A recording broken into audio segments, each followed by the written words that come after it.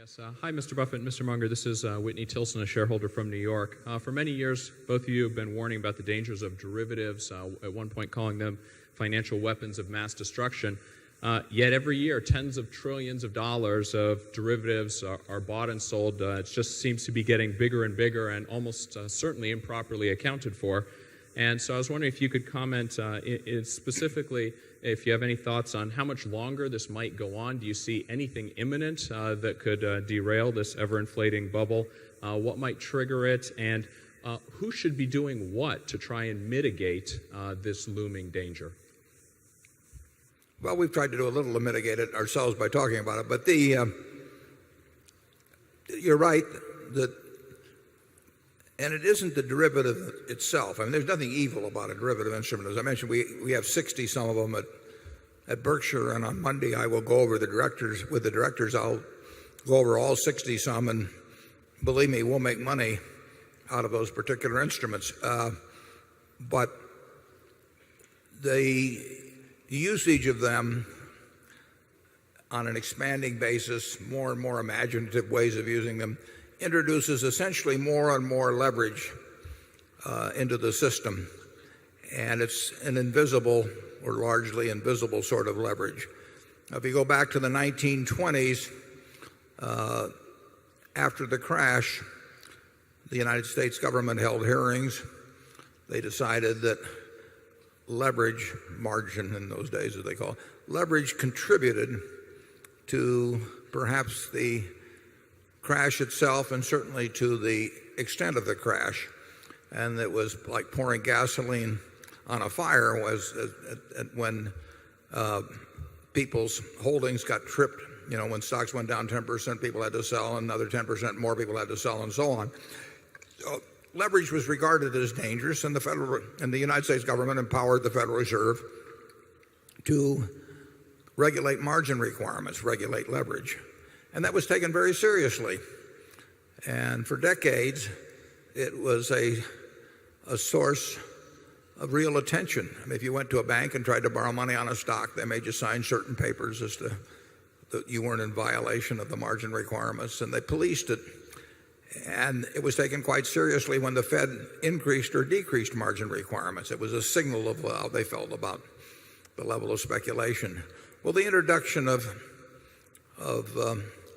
derivatives and index future, all that sort of thing, has just totally made any regulation of margin requirements a joke. They still exist, and it's an anachronism.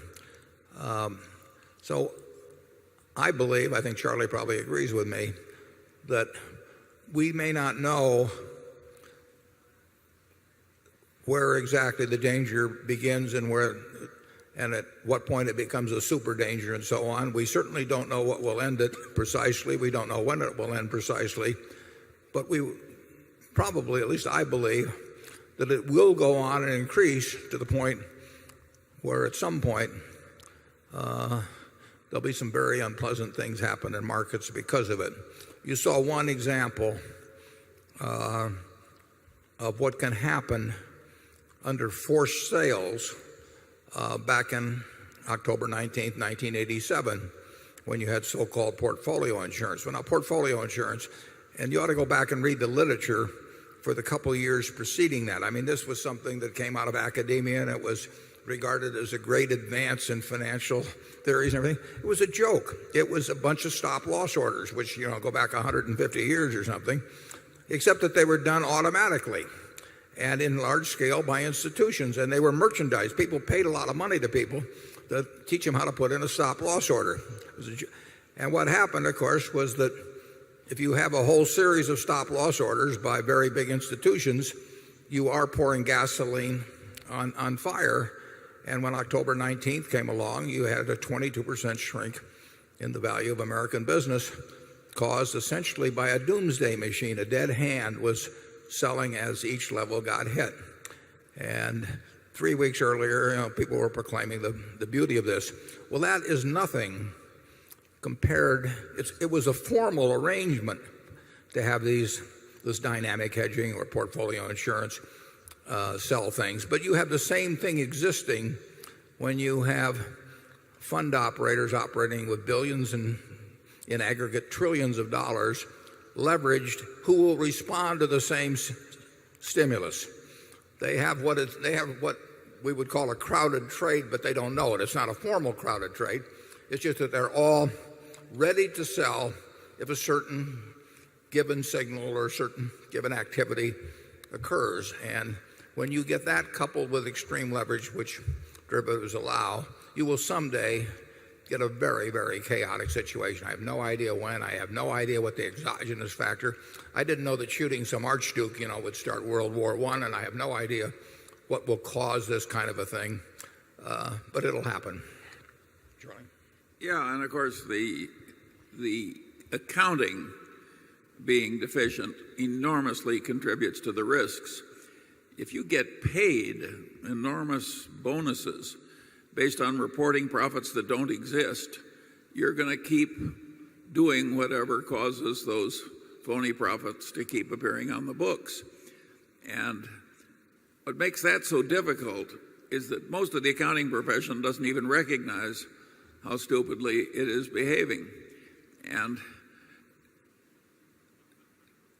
one of the people in charge of accounting standards said to me, well, this is better, this derivative accounting, because it's mark to market. And don't we want current information? And I said, yes, but if you mark to model and you create the models and your accountants trust your models, and you can just report whatever profit you want as long as you keep expanding the positions bigger and bigger and bigger, the way human nature is, that will cause terrible results and terrible behavior. And this person said to me, well, you just don't understand accounting.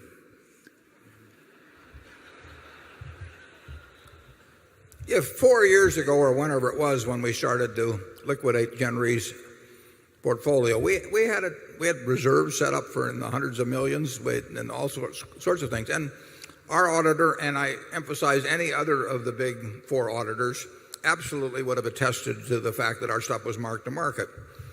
I just wish I'd sold the portfolio to the auditors that day. I'd be 400 million better off. So it's a real problem. Now, there's one thing that's really quite interesting to me. If I owe you on my dry cleaning bill or something $15 and they're auditing the dry cleaners, they check with me and they find out that I owe you $15 and it's all fine. If they're auditing me, they find out that I owe the dry cleaner $15. There are only four big auditing firms, basically in this country. And so in many cases, if they're auditing my side of the derivative transaction, what I'm valuing it at, the same firm may often be valuing or attesting to the value of the mark by the person on the other side of the contract. I will guarantee you that if you add up the marks on both sides, they don't equate out to zero. We have 60 some contracts, and I will bet that people are valuing them differently on the other side than we value them themselves, and it won't be to the disadvantage of the trader on the other side. I don't get paid based on how ours are valued, so I've got no reason to want to game the system. But there are people out on the other side that do have reasons to game the system. So if I'm valuing some contract at plus $1 million for Berkshire, that contract on the other side is just one piece of paper. It should be valued at a minus 1 million by somebody else. But I think you probably have cases, and I'm not talking about our auditors, I'm talking about all four of the firms. But they have many cases where they are attesting to values of the exact same piece of paper where the numbers are widely different on both sides. Do you have any thoughts on that, Charlie? Well, as sure as God made little green apples, this is going to cause a lot of trouble in due course. As long as it keeps expanding and ballooning and so on, and the convulsions are minor, it can just go on and on. But eventually, there will be a big denouement.